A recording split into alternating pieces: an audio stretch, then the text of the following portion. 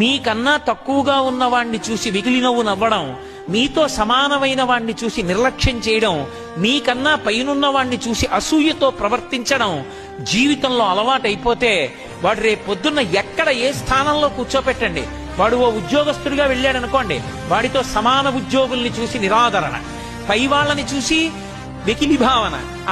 ఏదో ప్రమోషన్ వచ్చింది కానండి, ఏదో చదువుకున్నానంటాడు, నాకన్నా గొప్పవాడు ఏంటండి అంటాడు. తనకన్నా కింద వాడిని చూస్తే అహంకారం, నిర్లక్ష్యంతో ప్రవర్తిస్తాడు.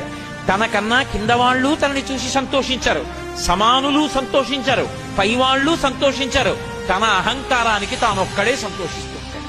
అటువంటి వాడికి ఆపదొస్తే కాపాడేవాడు ఎవ్వడూ ఉండడు.